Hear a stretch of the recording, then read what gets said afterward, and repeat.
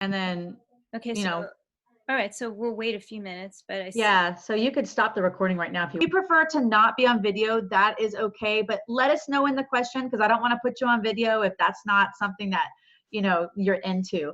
So just know everyone can, you know, say hello in the chat. And most importantly, I'm going to give the host, you know, at this point, Michelle's going to be able to talk and you'll be able to see her. But at any point, you know, if you can't hear us or see us, please let us know in the chat. Oh, awesome. Is it Shake? Shake. Okay, great. Perfect. Welcome, Great to see you, girl. Yes. Glad you're here. Okay, great. So we have, everyone is here so far. We have Amira, we have Andrew, Brianna, Bridget, Dory, Esther, Gwen, Jeff, Jessica. Thank you guys for being here. Okay, Michelle, can you go ahead and speak real quick so we can make sure we see you? And yeah, sure. So hi, everybody. Welcome, welcome. I'm so excited to be here and to be doing this and have you all participate. And Brianna's here, and Brianna is actually my coach for lots of stuff. So she's here today helping us out and doing a lot of tech, because my tech is not my biggest skill. So let's just wait a few more minutes. It's only 1 after 1, just so we get, you know, people in who are straggling, and then we shall begin with questions. So if you don't have questions yet, you know, think of some questions while you're here about writing or licensing and pitching and royalties and contracts and all that kind of cool stuff. So we can talk about it. Perfect. Yes. And then Michelle, I think also, if you want to start off by, you know, maybe just noting a couple of different things, like high level stuff that you know, maybe the most common questions that you get, or one common question, like biggest question you get or something like that, to kick us off, and then we can just dive in. You got it. Sounds good. Sounds like a great idea. Great. So we're letting Jerry in. Welcome, Jerry. Welcome, Alicia. Welcome, Alexis. Welcome, everyone. We're going to get started shortly. And if you cannot hear us, so this is, who's this? Let me see here. I don't know who this is, but I can't mute you. I will try. Current and new participants. Okay, so I'm going to let Katarina in. Oh, hold on a second.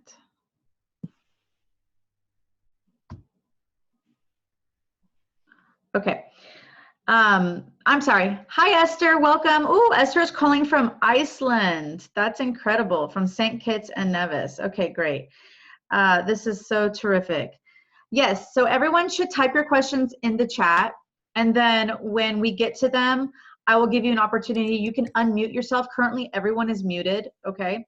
So you can unmute yourself, or you should have the ability to. If not, I will go in there and unmute you. I'm going to be just sort of in the background, managing the tech stuff, managing the questions. Michelle's going to be the star today. She's going to be answering all your questions.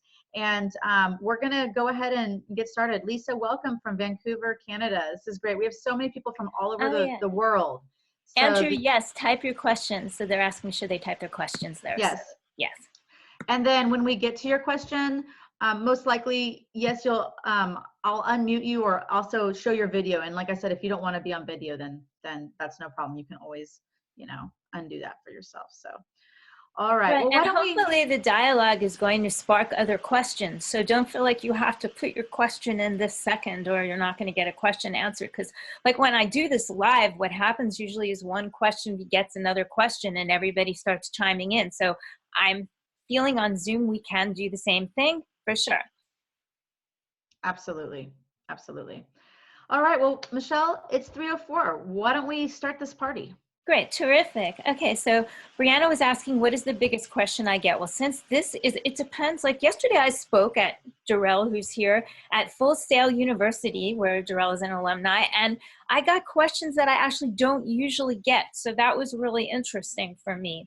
What I'm most usually asked about is, how do I make money with my music? How do I start? So those are big, broad, massive, huge questions. And hopefully with little questions like the one Brianna I see posted here to start, we're going to explore that and discover that today of how we can pitch our songs, create the right songs for not just sync, because I don't only do sync. I know a lot of people are only interested in that, but I also pitch to artists and get artist cuts, and that's a different kind of skill set in a way, still pitching. So yeah, so we're going to talk about all of that, and we're going to talk about the fact that everything is marketing. Everything in life is pitching. If you want your kid to eat her vegetables, you are pitching her some kind of scenario to eat those vegetables. Everything we do is pitching. When we go to the market, they're pitching us to buy things, right? When we're sitting with our friends, they're pitching with us to come to the birthday party. I mean, really, marketing is like the way the world works, and it's everything. So we can't be afraid of it. It's what it is, and that's what it takes to make money from your music, which, of course, let me backtrack and say is not the be-all, end-all. I mean, we're all creatives here that I see so far, Brianna too, and we can make our music, our art, whatever we're creating for our souls. We don't always have to make money from it. I happen to be a song whore and happen to make money from it, but it doesn't validate me any more than anybody else who doesn't. So I think that's a really big misconception, and I think we need to start with that first to understand, you know, you are valid as a creative because you're creating, not your value is not based on monetary value on what you make. But should you want to make money from it, we're going to discuss that because I love that. You know, I love to make commercial music that can make money. So with that thought, so should we answer this first question, or there are some questions? Yeah, there are quite a few. So I'll go ahead and just start with the first question, and I will also put them on video so that, you know, they can ask you the question, which I think will be really nice. Okay, Awesome. so I'm going to start with Brianna Boyd. I'm going to unmute you, Brianna, and if you would like to say hello. Okay, hi. And Hi. you should be able to, are you able to show your video? You don't have to show your video if you don't want to. I'd rather not. Okay, But thank you don't have to. No, you're Okay, good. that's totally fine. So go ahead and ask your question, Brianna. Okay, so my question is, I just started managing a very small rock band, and I'm also kind of new or young to managing. My question is, can like a very small rock band have success in sync and licensing, and how much currently does genre affect success, whatever success means for that person? All right, and so that's really cool that you're a manager and you're not the creative. I love that because, you know, I always say this is for you as well. You know, songwriters are like indie rock bands. We're indie individuals pitching our songs. So you as a manager with an indie rock band, it's sort of the same thing. Of course, you can get your songs synced just like I can, just like anybody can. And actually, music supervisors love bands. So it's actually easier to get syncs in a way if you're a band. Because if you're a band, you generally have a style and a niche that you fit into. And you can send an album of 10 songs and that's it. Whereas, see, someone like me, I'm a songwriter and I have to answer leads all the time for R&B and dance music, and I have 1,000 songs and I'm pulling songs and pitching songs. It's actually much easier. Like I have a friend, Carrie, and she gets enormous amounts of sync. Every so often, year or two, she puts out a 10-song album and she gets like 800 syncs from 10 songs. And me, I get 800 syncs from 800 songs. So actually, it's easier the way you're doing it and completely possible. Now, in terms of genre, what is the genre of the band? What would you call their? I would say indie rock, kind of more of a female singer, songwriter backed by a full band. Oh, that's perfect. Okay, so those kinds of songs get synced all the time. The issue with the genre is not as heavy as the lyrical content. Okay. So indie rock songs are awesome and they're used all over the place. And the more up tempo, the better. So slower songs get synced a lot less often. Certain projects need them, but up tempo songs get placed all the time. And lyrical content that deals with empowerment, inspiration, and not necessarily religious, just I'm going for it, life is fabulous, the world is mine. Anything that discusses that, super syncable. Also, not as syncable, but pretty close, introspective songs.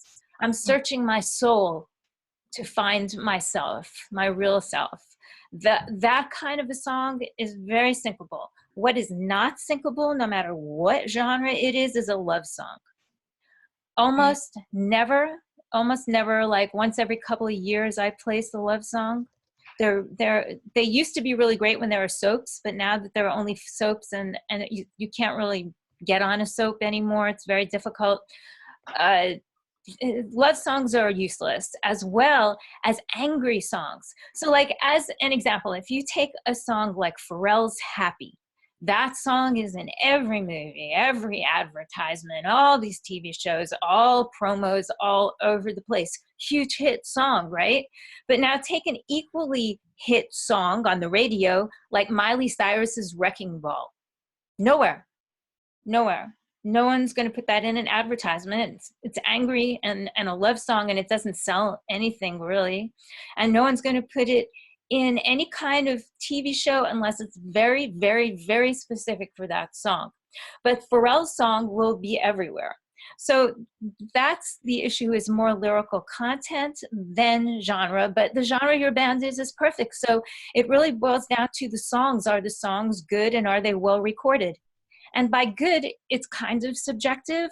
So good is more like, you know, are they recorded well? Are the vocals in tune? Are the instruments in time? Are the instruments tuned? And does it appeal to the person it's touching? Because we all like different stuff. So something I love that you might not love and the music supervisor might not love. So that becomes subjective. But basically, I hope that answers the question. And I think you're on a great track. Thank you so much. You're welcome. Awesome. Okay, so next up, we're going to take Alexis Kesselman's question. So, great. Alexis, can you unmute yourself? Hi, guys.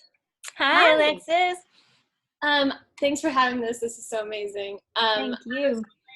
I moved to LA about 8 months ago, but I'm back in Florida now because of the craziness. But anyway, my question is about exclusive license opportunities. I had just pitched a song to an opportunity and started looking at collections to send out to other sync agents and just pitch out for other opportunities, but I haven't heard back from that one specific opportunity. And I was just wondering how that generally works, if you should wait till you hear back, because perchance if it did get picked up by one opportunity that was exclusive and I had already sent it out, how that complication kind of works. Okay, great. I gotcha. Now, why opportunity? How do you know it's an opportunity if they haven't gotten back to you? So get a little more specific about what happened. You sent a song to them?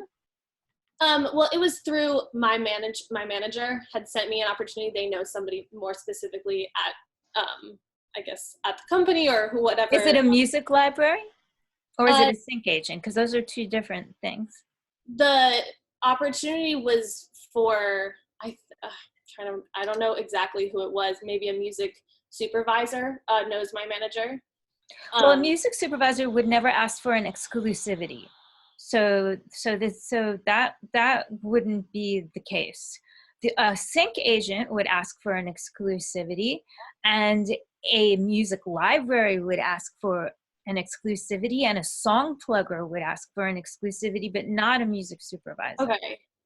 I'm not exactly sure who my manager knows who had the opportunity. I was just sent a brief. And was, so you don't know who the brief was from? Like, you don't have to tell me the name of it, but you don't know who the brief was from in terms of what kind of a company or situation it is? It might have been like even a publisher. Okay, so this is, first of all, this is a great way to start to let everybody know we have to know our business. Right. So this is super good for you as I'm asking you these questions to know from now on. Make sure you ask the questions. Make sure you understand exactly, and if you don't, make sure your manager is informing you exactly what it is, what kind of a company it is, what it wants, because these are all different situations, every one of them. So let me try to address as well as I can. You're waiting to hear back from them with a yay or a nay because you want to do this, is that correct? Right. Okay, why do you want to do it? Let's start there. Why do you think it's a good opportunity? It would be exposure for a song that I wrote. I would get paid for it. I guess both exposure and compensation. Well, there's no guarantee you'll get paid for it or get exposure for it just because you do an agreement with any company or any sync person. Okay. So you could have a song in a library that never gets placed, and you could have a song in a library that gets placed 80 times, the same song. So just because someone wants to represent it is no guarantee of any kind of use or money at all. Mm-hmm. So you really need to delve further into who the company is and what they do. And a publisher is different from a sync agent, from a music library. All these things do different things. If it's a music publisher that wants an exclusive, I would not do it. Because first of all, music publishers, especially if it's a big music publisher, tend to do what is called encumber the song, tie them up. So that if a music supervisor wants to use the song, that music publisher might ask too much money, might take too long to address the license and the request to use the song. So usually not a good idea. If it's any of the others, a sync agent, a music library, a song plugger, and they want an exclusivity, I personally don't do that. Okay. That's a personal decision. There are a lot of creatives who love exclusive relationships, and they create music for one exclusive writer or plugger. I feel it narrows the field down, especially if you're making vocal music. Are you making vocal music? Yeah. Yeah, because now if you're making cues being instrumental pieces, tons of instrumental pieces, most people, the people who make those, whip them out. I mean, they can make 5 in a day. I mean, it's super fast. It doesn't have any of the mixed problems and issues of singers and vocals and tuning and so writing the lyric and the melody. I mean, super. So there are a lot of people who use exclusive libraries that it's cool for instrumentals. But if you're making vocal music, I personally don't ever want to tie my songs up. The only time I do exclusives is if it's for pay, a commission upfront. I get hired to make a 10-song album of a certain genre. They give me lots of specs about it and what it should be about, and if it should be up-tempo or is it country or whatever it is, and they pay me. And then, yes, I'm the surrogate, and I give them the baby, and I keep the writer's share, if you know what that is, and they get the publisher's share. Okay, great. So then I'll do an exclusive. I have only once, and it's very recently done, an exclusive with a 5-year limit, because it's for a very special female artist project that I love. And I love it so much that I want to be part of it. Mm-hmm. But this is the first time in my 40-year career that I've done this. I just love them. So if it's not a situation like that where you really know it, no, I don't suggest exclusives for vocal material. What happens even if they tie your song up for 5 years? One person. If it's like a commercial or like for a specific trailer or something like that. Well, that's a totally different situation. That's something that was pitched to directly. That's not you having someone representing the song 100% for years as an exclusive. That's different. If you pitch a song to almost no film or TV show is going to ask, even a promo, ask you for an exclusive for any amount of time, but advertisements do. Okay. So you might pitch a song to an ad, let's say a Nike ad, and they decide to use it and they love it. but they'll tell you you cannot use it for a clothing or shoe ad for 5 years. It's usually specific like that. It's not like you can't use it for a peanut butter ad. It's usually exclusive to the type of branding that they do. So you don't go and have Adidas use the same song as Nike. So that does happen, but that's a different thing. And, you know, when an ad is paying you, because they ads pay so big, the money is so big, even for a new writer and a new artist and song, that yeah, you're cool, sure, please use it, and your specs are fine. But to have a song plugger or a library tie up your song when they have 40,000 songs in their library, I don't want to do that. I want to do it non-exclusively, but you know, but again, it's your personal choice. And you know, if you want to send me an email and help me look at the paperwork and help you, I'm happy to. So, but does that help at all? Yeah, I think so. I think I need to know specifically more who the opportunity was more for like an advertisement commercial, I think, but I don't know exactly who was the link to that. So definitely finding out more information beforehand. Right. And if it's an advertisement, they're going to want to know right away. So don't hang around waiting, because you'll lose the opportunity. If it actually is for an ad, if it is for something specific like a game, an ad, a TV show, anything, you have to know your business and license it right away. You can't be waiting a month or two and then getting back to them, and because they'll have moved way on. So if it actually is for that. So I think the key is for all of us here is we have to learn the business, and that's why we're all here. And we have to get all the information, right? Yesterday I had the same similar question. Someone here who's here had the question, and it was the same kind of issue. They didn't have all the facts. So we have to learn what all the facts are, for one thing, and then we have to get them, right? But if you have a manager, they should be able to give you this information. If not, you have the wrong manager, because they don't know their business. Right. Right. Okay. Cool. Right. I hope it's helpful. Thank you, Michelle. So let me ask you, Michelle, would you be okay if I put, you said she could email you. Do you want to allow these people? Yeah, it's fine. You can email you. Do you want me to put your email address in the chat? Of course. Okay. So thank you, man. For follow-up questions, everyone, Michelle is giving out her email address because she rocks. So there you go. Yeah. And you know, if I don't answer, I didn't get it, because I'm really good about, even though there are 800 emails in my inbox right now, I'm really good at answering them. Yes, she is. She's on top of it. Okay, cool. So we're going to move on. That was a great question, Alexis. Thank you. We're going to move on to Suzanne's question. Mm-hmm. I think it's Suzanne Grazana. I think that's how you say your name. Oh, so hi. Suzanne, Yeah, hi, Suzanne. if you can unmute yourself and ask your question. Okay.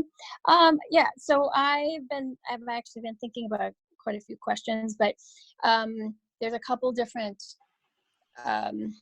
online websites that you can put your music, and but then I thought, well, I'm going to be looking for a sync agent. Would it be a bad idea to put on some of these other webs, you know, the same songs, or should I only keep certain songs to pitch for sync agents? And like, what would you suggest for like what kind of libraries are there? Are they exclusive or non-exclusive? Well, no, right now I've always controlled all my music. Right, but if you're going to put them up on those sites, are they exclusive or non-exclusive? Non-exclusive. Okay, and are you considering a sync agent who's exclusive or non-exclusive? I am hoping to find a non-exclusive sync agent. Okay, then it doesn't matter. Put them everywhere. They're yours. So you own them, plaster the world. Like even like Audio Sparks, I know I read on there, once you put them up, they'll never take them down. Well, see, I don't use that site because of that. That's a great question and example of a site that I don't use. I used Audio Socket for a minute because I had a co-writer who put the songs there. And they did things I didn't like. For instance, they did this thing called blanket licensing. And blanket licensing is where, say, Hulu gives them a license to use all the songs in their catalog.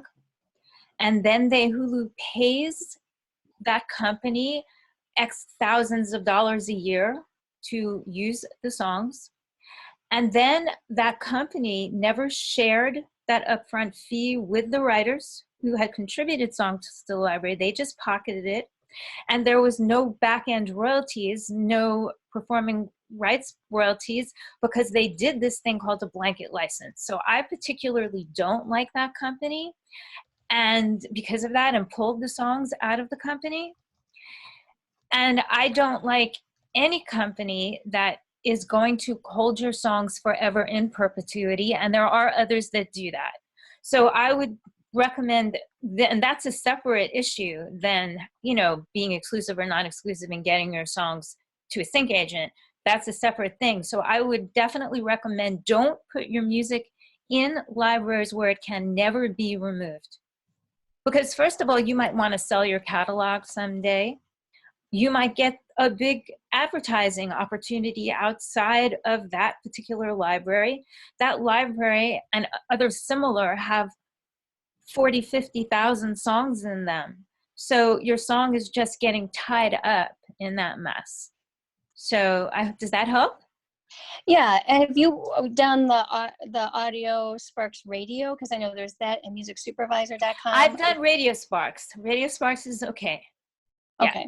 So Radio Sparks is okay. And I actually talked to Lee, the guy who owns the company is an amazingly cool guy. He's super nice, and I like him so much. And I was sad actually that he had that perpetuity thing, because I wanted to work with him because he's so cool. You know what I mean?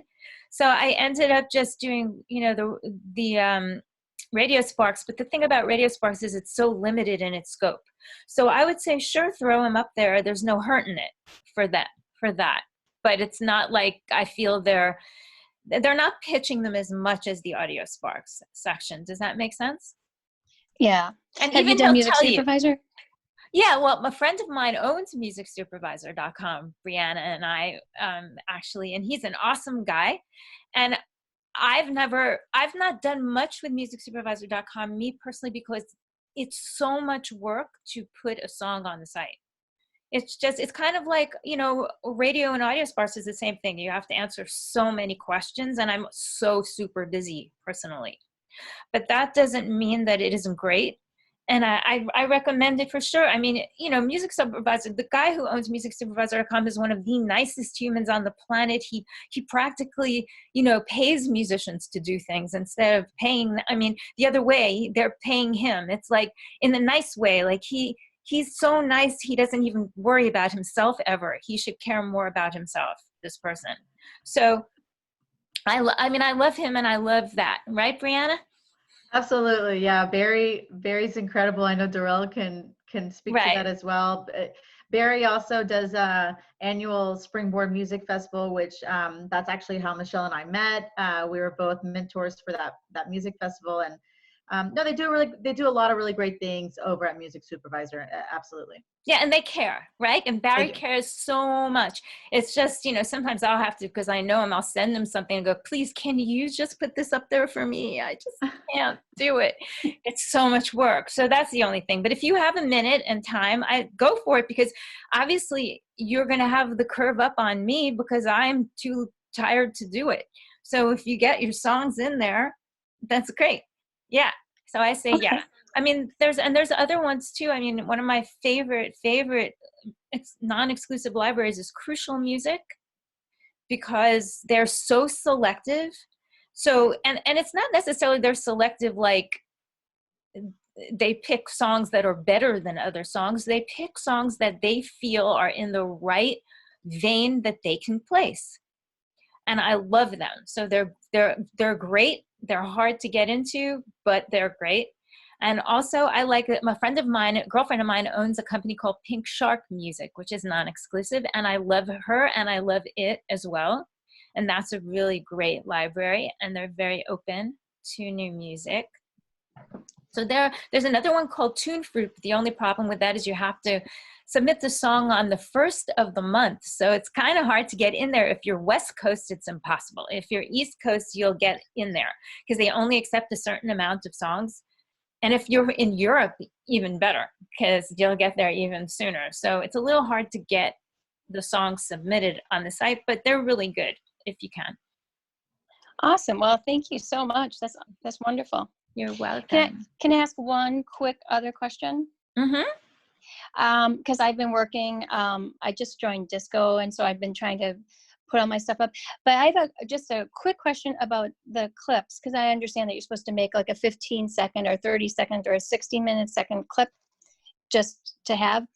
If your musical contact within that 15 seconds isn't over till 18 seconds, do you just cut it off still at 15 seconds? Or do you add? Interesting. No one's ever asked this. This is great. Okay, look, I do not make those cut downs unless somebody comes to me specifically and asks for them. I rarely get a cut down placed. If they want them, they're asking. Ad agencies often want them. As for taking the time to put them on disco, sure, if you have time, do it. I don't have time for that. I mean, it's rare that anybody asks for that. And plus, I only use things like disco as a send service to send the songs to people. I don't use it as a platform to house all my songs. I think a better method to house all your songs is on your own website, personally, or use SoundCloud or something. But I don't use disco that way, although you can, for sure. And people do. As for, though, the cut downs of 15 seconds being 18 seconds, no. 15 seconds is exactly 15 seconds. 30 seconds, exactly 30 seconds. So what that entails is you having to make the mix correct. You can't just chop it off at 15 seconds. That's not a complete mix. The song has to end hard. It has to have a real ending. And so you have to configure those cut downs that you make to be perfect and sound correct, or they're not going to use them. They're going to listen to the end and go, it falls apart. That's not an ending. That's just 15 seconds. Does that make sense? Yep, I got it. Okay, rockin'. Okay, Awesome. Michelle, Thank you so much. thank I you, appreciate welcome. Suzanne. Thank you for those questions. I know those were helpful for a lot of people. And it's actually a great segue to Dave's question, because he's asking about the different services to get music placed, etc. So Dave Koala, if you want to unmute yourself, I know we just answered maybe partially, the question, but if you want to clarify or dive in a little deeper, then now's your chance. Yeah, this is a different question, actually, Brianna. Oh, okay, good. Yeah, it's different, and it's great. Hi, David. How are you? How are you? I'm terrific, thank you. How have you been? Been fantastic. Good. Absolutely. Getting Good. through all. It's kind of interesting. We all work in our own little worlds anyway. So this COVID thing is like so. Yeah, for me too. It's You like know? I'm always holed up too. So yeah. But it has been a very creative time, I must say. Absolutely. Yeah. So your question is awesome, and don't use those services. Those services suck. Including additionally, and sorry if people are listening who run those services, Music Gorilla, Broad Jam, oh God, forget it. I mean, those are like pay to play services, asking you to pay a fee. I feel so bad sometimes, like a creative might spend like their last $10 or $100 I have just to do that, to try something. And it's definitely playing, it's worse than playing the lottery. I appreciate that. A friend of mine was really hooked up with the Song Trader folks, so I tried it for a while, and I literally had 15 songs make it through the little steps, and it made it to the sound stage. The music supervisor has it, and none of them ever got picked. Right. And it's just, I said, no, this is totally pay to play. And I appreciate you validating that, because. Yes. And also, just so you know, most, except for films, have a little time, but TV is the instantaneous. Ads too. If someone comes to me today for a song, they need to know, yes, today in 2 minutes. 2 seconds. Those leads are so old by the time you get through the channels of them that they don't even exist anymore. And the music supervisors are not really going there, except sometimes they're making a playlist, right? You know how they have the music supervisor. Yeah, that's fun for the music supervisor, and probably they pay them a little bit to do it. And it's advertisement for the music soup. But in terms of getting placements, no. I mean, there might be a couple, but in general, they're just taking your money, and it really upsets me. So I have a friend who, he worked at a big company. I'm not going to say which one because then everyone will know who he is, but for like 19 years, he was a music supervisor at a huge network. And then he went to Songwriter to work, and he lasted 3 months. Yeah. Because it was so ugly to him and so useless. Right. I appreciate that. You're welcome. Thank you. You're welcome, David. Great to see you. Glad. Then this is a fantastic idea. Thank you. Yeah, thank you. Great. Okay, wonderful. Thank you, Dave. Okay, moving on to Andrew Hill. Andrew, you're up, buddy. Hey, thank you so much for doing this today. This is awesome. It was great seeing you on the other webinar too. Your song was great, and that was so cool. Oh, thank you. Yeah, it was so cool. It was super fun. Yeah, so I'm about to do like a pseudonym for my my producer name. I guess, and so I was just making sure that I can still submit under that, like as a like. Yeah, my producer name is Mob Force Productions. So like if I have, let's say, the artist, when I ask people who's the artist, it's like Mob Force featuring Jane Doe. So yeah, for sure. Okay. That's really not a pseudonym. That's an AKA. And that's totally fine. Like a pseudonym is different. Like my first cut I got under a pseudonym. The people who I submitted it to knew me, and they knew that I did really weird avant-garde performance art, and they needed an R&B song. So when I submitted the song that I created, I submitted it under like Sam Smith. Like I gave another person's name as fake, as a pseudonym, because I knew they would never listen to it. Oh, wow. They knew I wrote it. Gotcha. Yes. And I got the song in the movie. And so that's the pseudonym, but what you're suggesting is really an AKA. And yes, please have a moniker like, you know, Avicii and, you know, all these people do. Go for it. It's all right. Okay. And then I just put that as, so my composer name would still be my real name, but then the artist name. Yeah, perfect. Okay. That's rocking. Gotcha. Okay. Yeah, good. Yeah. Right on. Thank you, Andrew. You're welcome. Thank you. And no one's asked me that question before either, so this is fun. I love getting new questions. Cool. Okay, so next up, we're going to have, is it Shakay? Yeah. Okay, do you want to unmute yourself? Okay, go ahead. You should be able. Can we hear me now? Yeah. Yay. Hey, girl. Hey, Michelle, thank you so much. This is great. Thank you. So what's happening with me is I'm starting to, you know, get in with some different filmmakers and things, and it's just really hard to, like, on one hand, somebody's saying, oh no, you shouldn't do that for less than $2,500, and somebody's going, well, what about $250? And so it's all over the map, and I know it's not an exacting answer, but I just wondered if there's any parameters as far as knowing what you should be asking for licensing some of your songs. Okay, terrific. Nobody asks me. They tell me. Gotcha. In the old days, they used to ask me, like 25 years ago. Now, I mean, like once a year they ask me, right? There's no amount that's normal. It could be zero, gratis. It could be thousands and thousands. There's no normal for this stuff. And lately, the fees are dropping because young people give their songs away for stupid amounts, stupid fees. So that's basically what's happened. There's really not much to fight. You know, usually the music supervisor comes to me and says, I have $250. I'm so sorry. That's all I have. And I write them back and I say, I so trust that you're doing the best you can for me. And thank you so much, and go for it. I'm happy to help you. Happy to do it. So to me, that's the only, if you say no, now, somebody disagreed with me the other day, but if you say no, they will never work with you again because they're embarrassed enough already that they only have $250.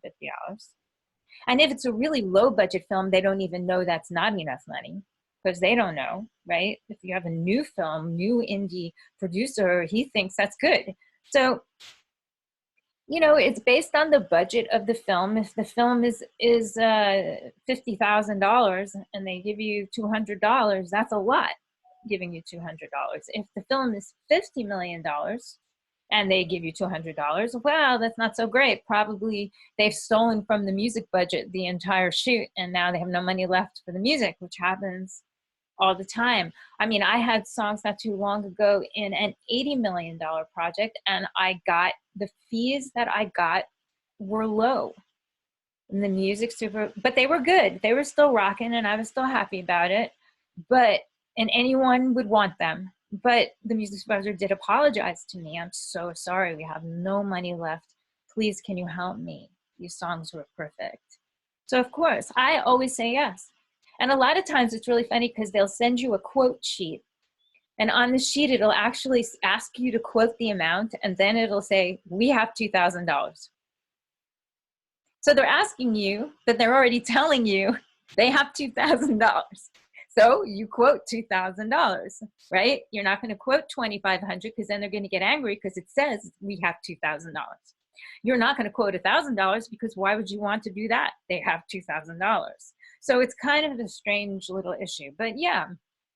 So I recommend do it. Do it. Hope there's a nice back end. I mean, hope that the thing re-airs a million times on some platform, you know.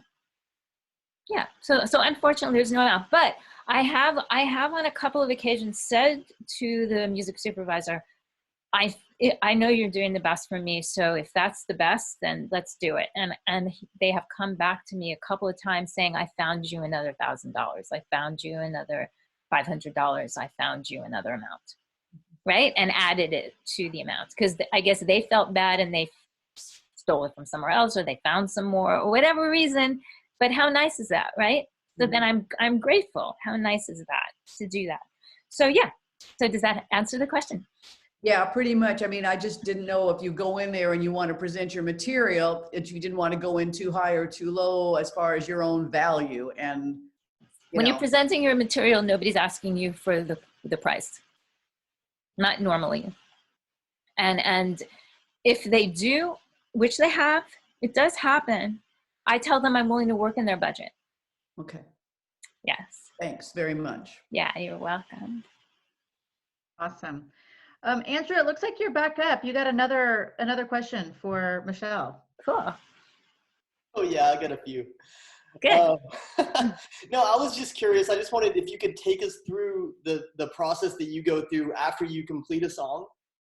That would be like super helpful to me as far as, I mean, you get it mixed, mastered, but then you also need to pull out the stems for the instrument, you know, for the remixes, or like you have an instrumental version, have an a cappella version, and which of those go up on the disco, and which of those do you register with your PRO, and which get the metadata and all that stuff. Like it's kind of a lot of steps, I know. But. That's okay. No, that's awesome. Yeah. So, okay. So when I finish a song, I'm super excited, of course, because the greatest moment in life is when we finish a new song, right? And we're like, yeah, we're so excited.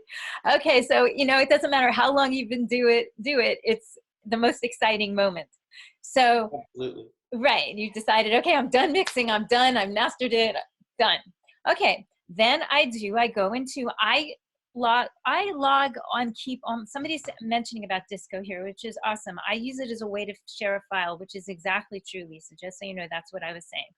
So I don't house my songs there. I individually, when I send the songs, use disco as just a send service, like WeTransfer, like anything like that. So I house them in my own iTunes, ready for pitching. Okay. And I house them on my website, ready for listening. No protection, no nothing. Anybody, public, can go listen to my songs. I try to post them as soon as they're done. Sometimes I'm a little late, but that's where I post them. I put in all the metadata in the iTunes, right? You don't release them at that point, like streaming? I don't release my songs to streaming. No, because I'm not an artist, but I'm working on a project right now that I will. But I've only released an album on TuneCore because that's not my business model. However, as soon as you finish it and you want to release it on a streaming platform, yes, do it. But first, make sure you have all the metadata in the file. Make sure you have an ISRC code if you're going to send it to streaming. Make sure it's registered at your PRO and Sound Exchange, because the way you're really going to make your money from streaming is not from the PROs. They don't really pay that much.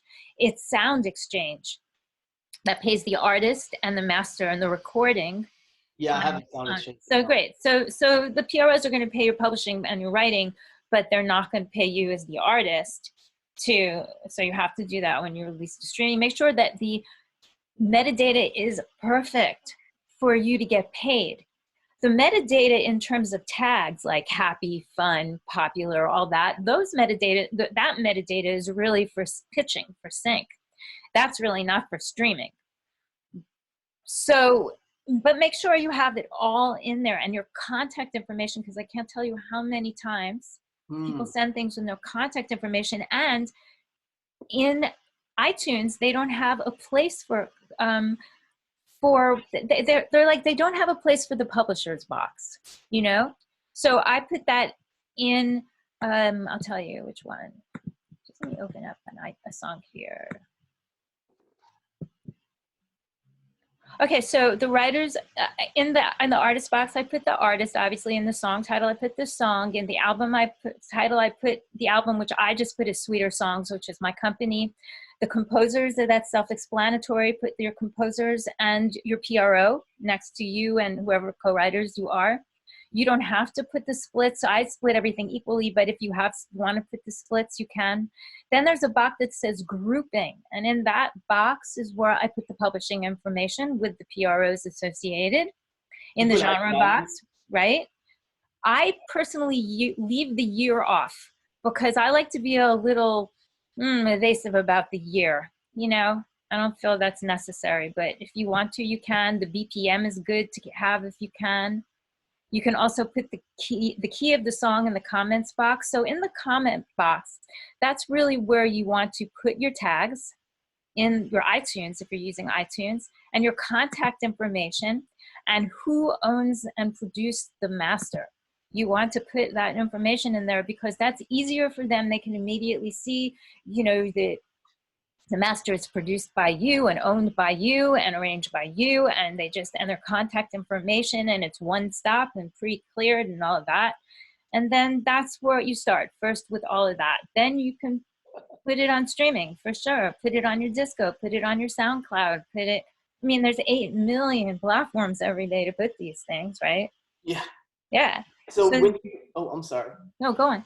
Oh, I was just going to ask, when you register it with the PRO and with Sound Exchange, which version do you register? Do you have to do all of them? Like, I don't register all of them. No, it's not necessary. You just register the main one.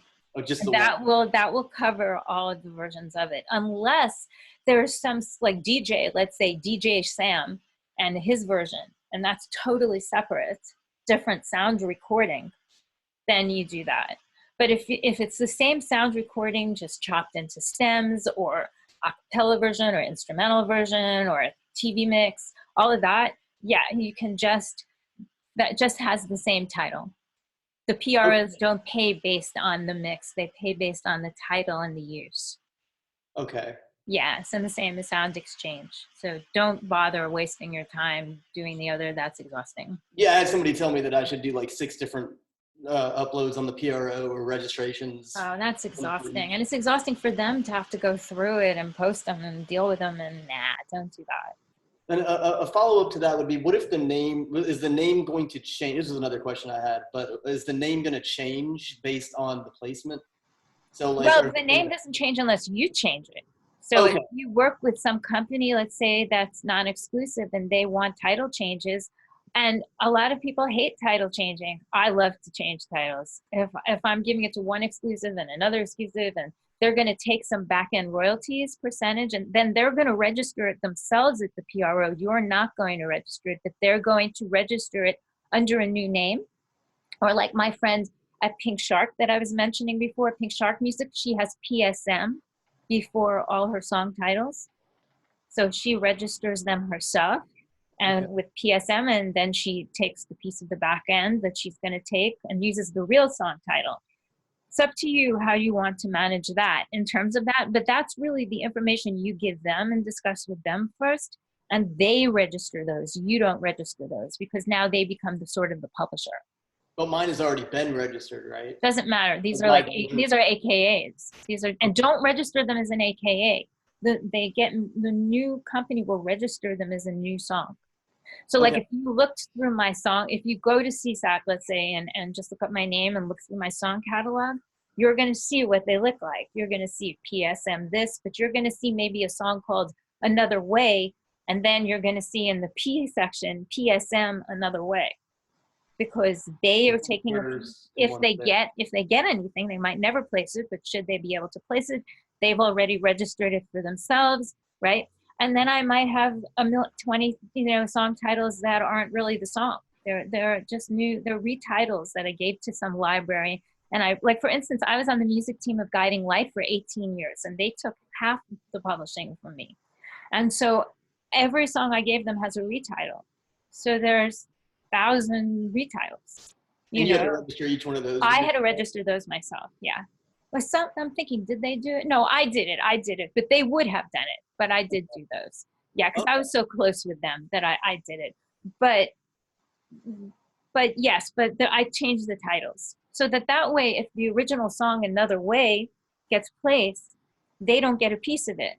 If they would use the same song title with the same information and take a piece from it, then it gets really confusing. But a lot of companies and a lot of people hate retitling at all. They don't believe in it, think it shouldn't be done. And musicsupervisor.com is a company that doesn't believe in retitles. So that's a personal choice, in my opinion. My choice is I need to make a living, and I need to do what I need to do. That's good. So does that help? Does that help? Yeah. Yeah. Real quick, where does copyright fall into that? Do you ever copyright your song? I don't. I'm lazy. It's the honest opinion, honest to goodness. The only songs that I have copywritten are the ones that are big hits, and the major labels and the publishers involved copyright them. I mean, it makes sense. It's so expensive. Well, you can do your whole catalog for like $50 or something and do a whole thing. At this point, it would take me my whole life to get that done. But the thing about the copyright is, a song is copywritten the minute it's written. It's sort of like the song has a publisher.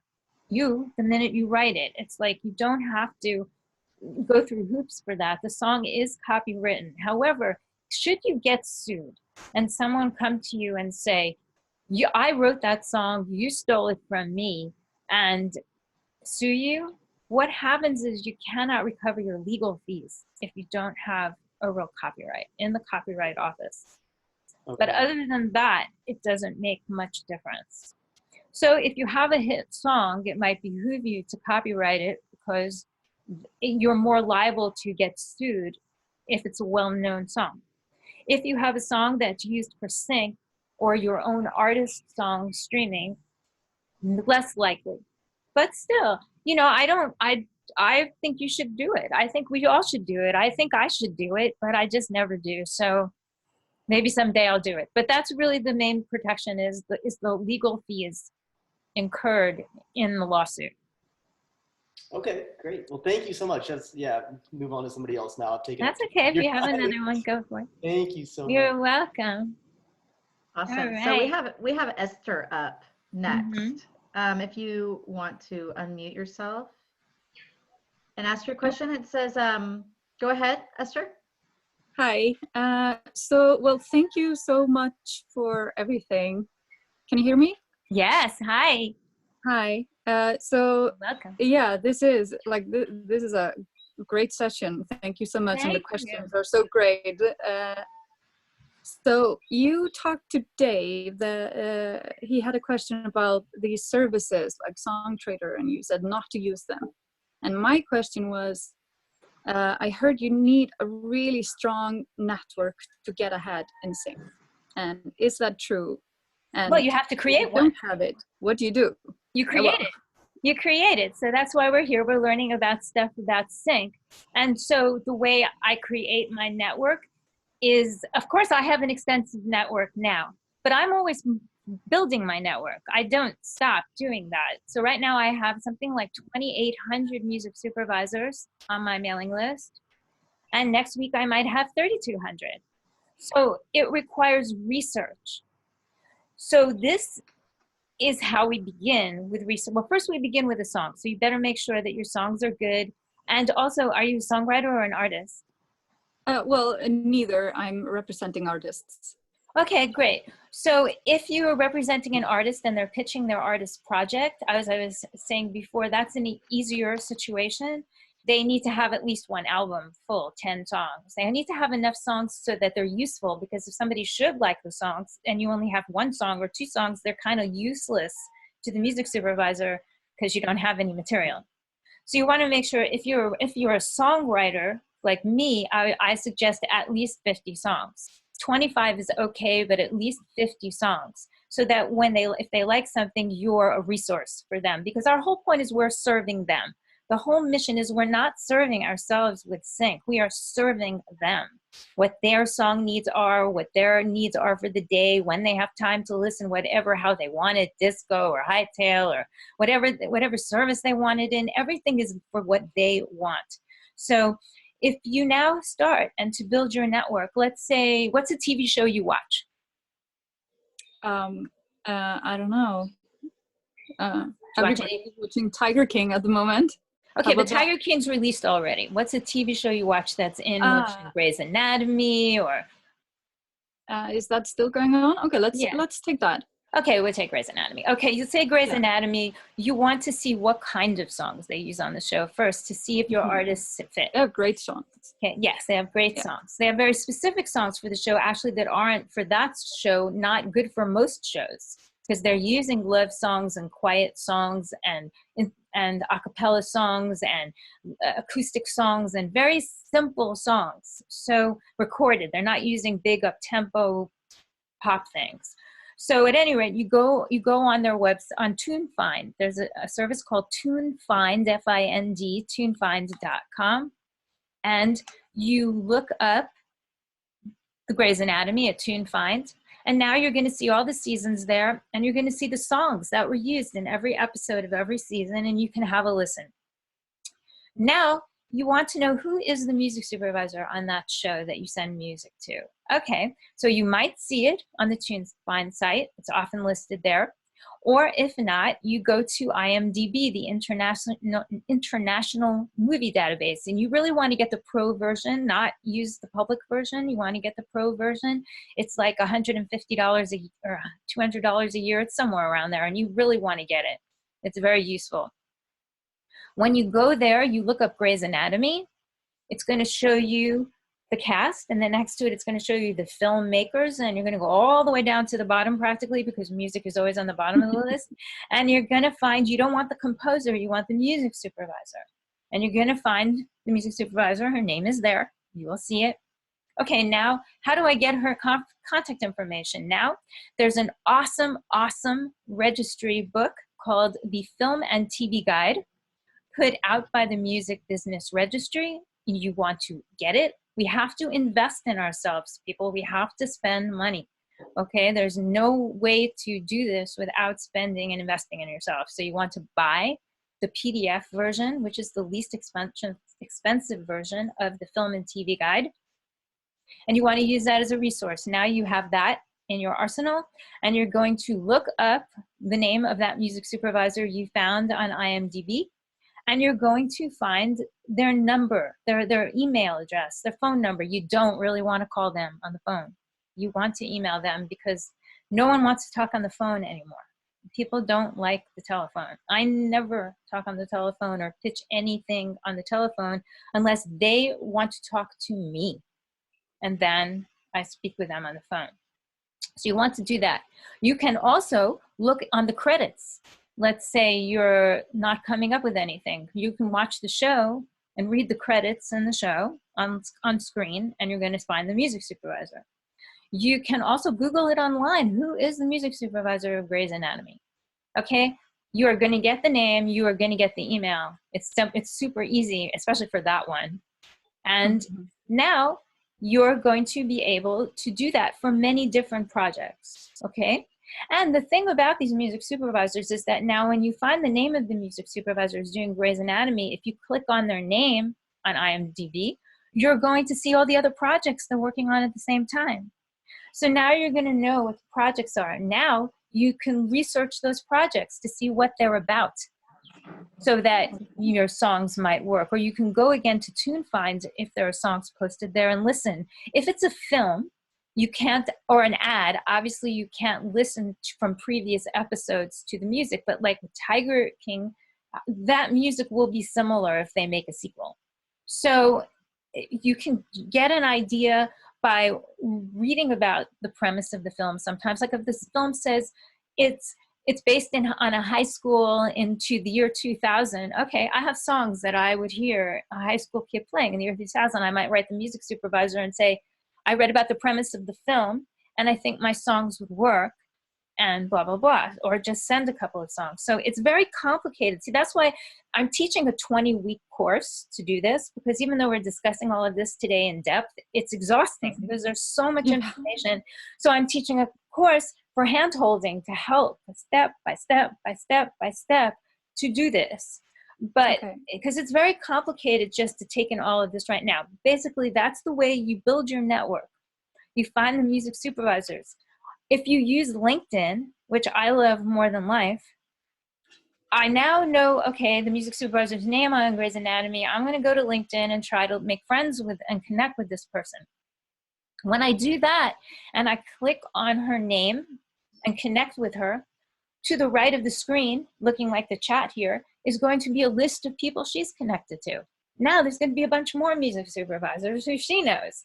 Okay, I'm going to try to connect with them, and I'm going to go research them and see what they do. Now I'm going to bring them onto my team. Do you know what I'm saying? So it's all research, networking. Everything is research and networking. So that's how you start establishing your group. And I usually mentor people, do 5 people a week. If you have a song or an artist you want to pitch, don't worry about compiling 100 people at once. Every week or every day, even if it's your full-time job, do 5. So by the end of the week, you've connected with 25 people. Now, will they write you back? Maybe not. Will they write you back? Maybe. Maybe. Right? You never know. You might hit them at the exact moment. They're working on a scene, need a song, you have the right artist, and there you go, if the music is strong enough. So you really need to also have someone who can coach you on whether or not the music is recorded well and is strong enough before you start pitching, or you could really burn a bridge. So, you know, that's really important too, to make sure that it's all ready to go. And it has all that metadata like we were just discussing with Andrew, and embedded in those MP3s. And you don't want to send any music to anybody by an MP3 loose. You want to send links like Disco, like SoundCloud, like Hightail, like whatever, but you want to send streaming links. Everything is to make it easier for them and keep them happy so they don't get angry with us for doing it incorrectly. To have and then do, Yeah, I mean, you want to write them a very personal note. You want to write something about them and the fact that you think your songs are right for the show because you listened to it, you watched it, you know what they do. You want to congratulate them if they just won an award. I mean, it's all research. This is all research and very thorough to pitch and create your network. So I hope that's a start. Yeah. No, yeah. Well, I wasn't sure if you should go directly to the music supervisor or if they found it annoying. But yeah, I think if you do all the research and if you do all the research and personally, why it's not we have music and they need music. Their job is to collect music. Our job is to pitch music. Our job is to serve them with this music. So if we're afraid to pitch them, then the next person who's not afraid might get the placement. So I say, I pitch them directly, and I try to be nice and polite and not pitch them all day long. And I don't follow up. I use a send service that shows me if they streamed or downloaded, so I know. Right? I pay for the pro versions, so I can know if they did, and hope for the best. And that's all we can do. And we're not bothering them. We're being polite, and we're doing it now and then, not constantly pitching the same person every single day. I also do use sync agents. Non-exclusive. I use song pluggers.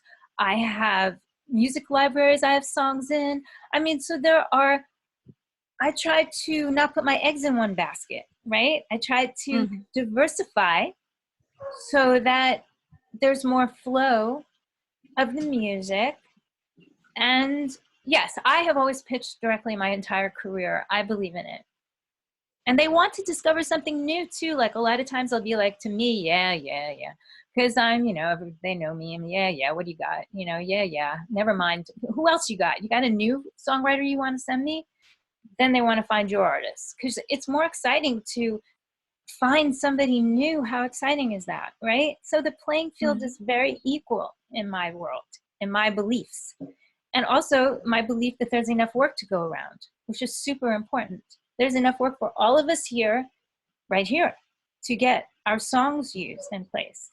So we just have to be diligent about it in a nice way. Thank you so much. You're That's a great welcome. answer. Yeah. Thank you, Esther. Hey, Michèle, so we are just hit that 1 hour mark, and I know we have a lot more questions, so we're going to keep answering questions. But before we keep moving on, I want you to real quick touch upon the online live coaching course that you are doing to give them that, like you said, the hand holding. Because take this moment real quick to just share how they can get in on it, and then also give them an idea of what they can expect from it. Because I know you and how valuable your knowledge is, and obviously that's why we're all here today. But like you said, this is a lot of information to consume, and so that was basically one of the primary reasons why you're doing this. But please let everybody know. Yeah, so terrific. So I give a lot of day events, and I do a lot of I used to be live. I've done a couple of Zooms. Now we're doing Zoom where, the event's supposed to go for 2 hours, and I'm answering questions. Once it was 8 hours and doing all of this. But I do find that people gather all this information, but they're not really implementing it because it's too much. And they don't remember, and it's kind of exhausting. So somebody's unmuted. So I decided to do a whole course. It's going to be 20 weeks, and I'm hopefully going to teach in 20 weeks what it's taking me 40 years in the School of Hard Knocks to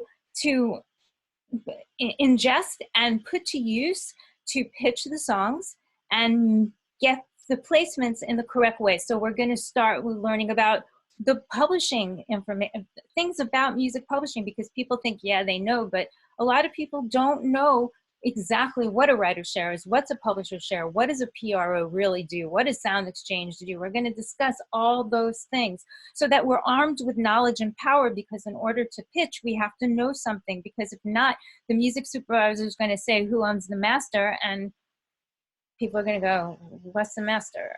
Who owns the master? Who's your co-writers? Not sure. What are the splits? Well, we never really talked about that. So we're going to talk about things like that. We're going to talk about how to create amazing productions for the syncing, that are good to pitch. We are going to hopefully create songs during the time of the class.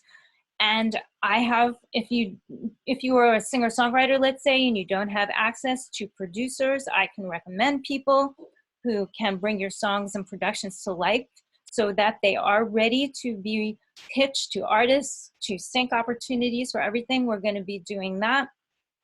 I'm going to take you step by step to find these people, to create your network, to pitch correctly, to write the correct type of notes and emails to get their attention, to know what happens if they do want something, how to license it, how to read the licenses, how to read the contracts, how to read your royalty statements.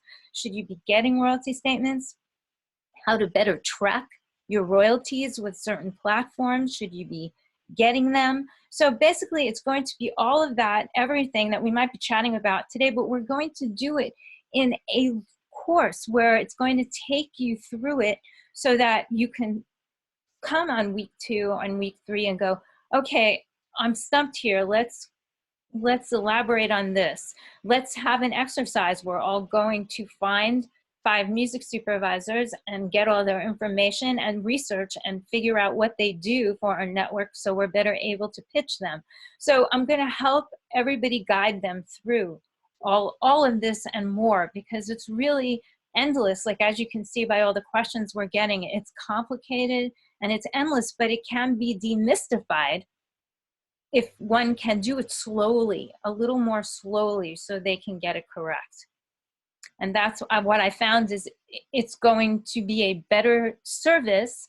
And it's really for someone who's willing to put in the work. You know what I mean? It's definitely not for someone who, you know, kind of is a hobby and they're not willing to put in 100% or they don't have the time.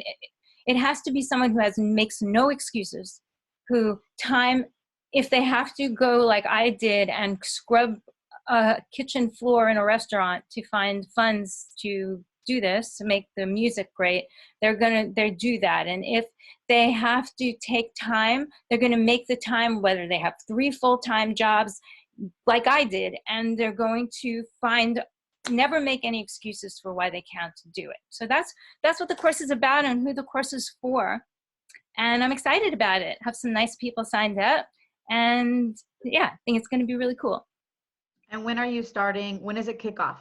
We're going to kick off the week of April 20th, and I'm thinking that Wednesday, but I'm going to wait till all the people are registered, and then we discuss what would be better for them with time and dates. Yeah. Right on. Okay, cool. Well, we're going to just keep moving. And listen, thank you everyone for your time. Thank you for being here. If you want to stick around, she's going to keep answering questions. Michèle, are you down to answer some more questions? Yes, of course. So I'm totally down. Are you cool, Brianna? Because you tell me how you're doing. Yeah, I'm good fine. now. I'm good for now. So let's just keep moving. Yeah, let's just keep moving. Okay, so I'm going to kind of push back up here. We have Wyatt Cox. Wyatt, do you want to ask your question? Are you still here? Maybe. No. So we're going to just keep going, okay? Yeah. Let's see. Lisa, I don't think that's a question. Lisa Dunn, thank you for all the feedback and input you're putting in the chat, by the way. Okay. The next question is from, I believe you pronounce it, and forgive me, I think it's... Well, she is asking a question. Is she? Yeah. If you are looking for people in different roles to help finish a song, soundbetter.com is a good place to go. Is she asking? It's not really, yeah, sorry, it's a statement. Yes, it's a good statement. It's a good place to go. There's like Fiverr. There's other places too. But I prefer to get on Facebook and say, hey, all my peeps, who you got that's a great singer that sounds like Britney Spears, and build it and they will come.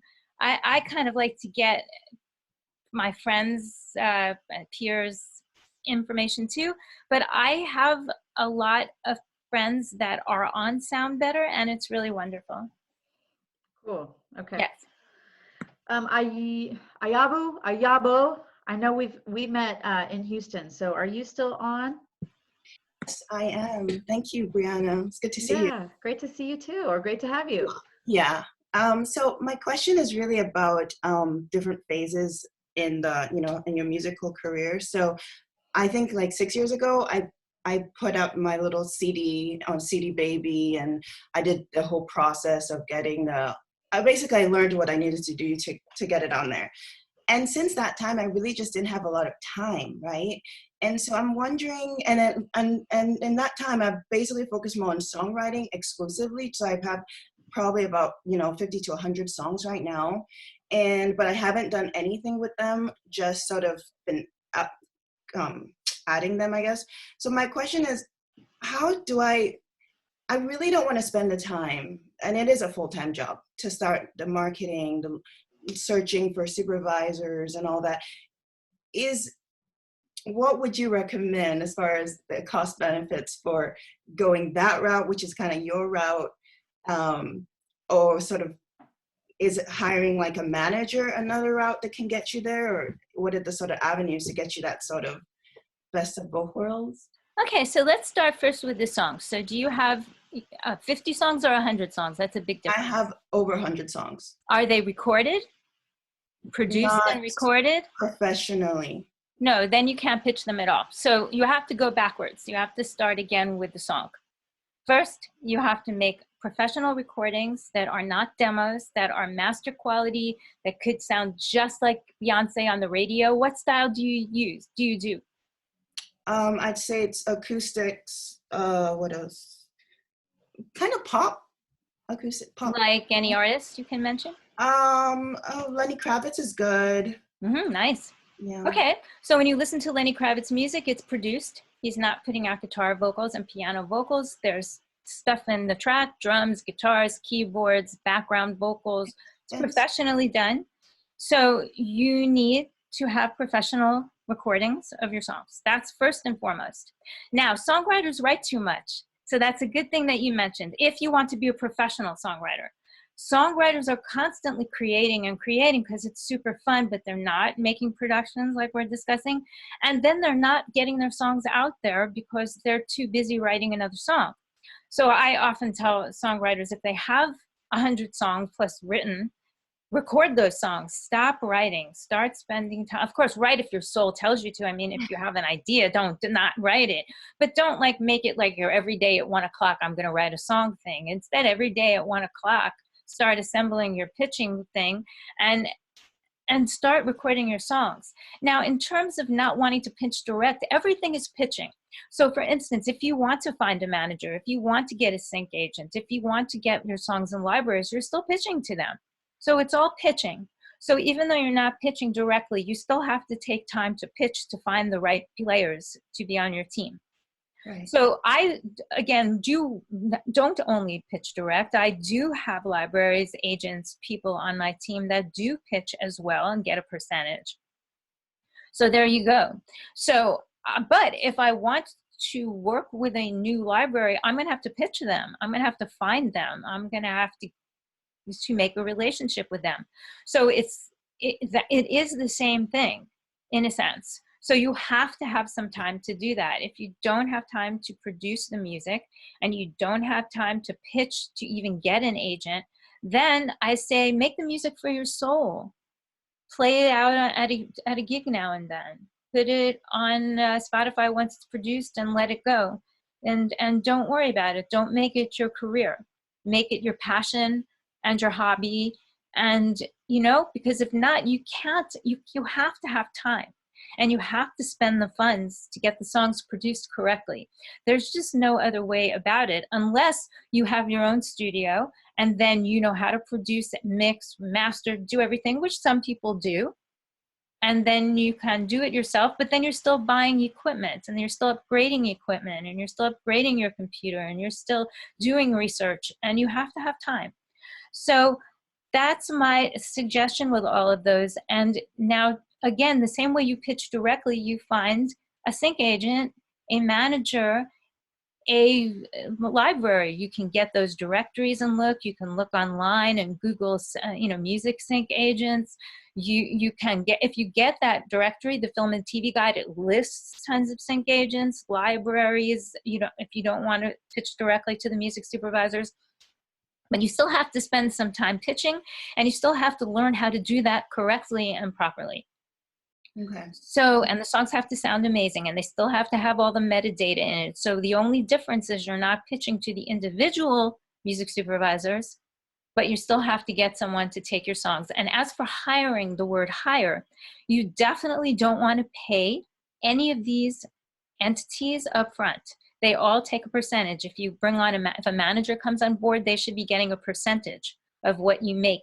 They should, like 20%. They should not be getting, you should not be paying them a fee or retainer. That's not good. If you get a sync agent, hire a sync agent, sometimes they want 20%, sometimes they want 50%, sometimes they want some of the back end royalties, sometimes they don't. It's all negotiable with them. They're going to tell you what your deal is, and you're going to discuss with them, and that you can negotiate and come to something that works for both of you. And that, again, also is not, there's no standard, but they do get a percentage.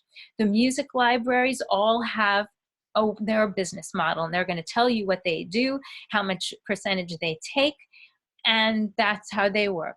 But you have to pitch them. So I hope that makes sense. Yes, absolutely. Thank you. Good. You're welcome. Awesome. So next up we had Sakela, I think that's how you say your name. And she was asking about one-stops and what one-stops are. And I think she's Are you here? Oh, she's a nurse, so she might have had to go to work. Well, and I'm here. Oh, no, here she is. Beautiful girl. How are you? I'm good, thank you. You're beautiful too. Okay, so that's a great question. And one-stop clearance means basically, let's say you and I write a song together, right?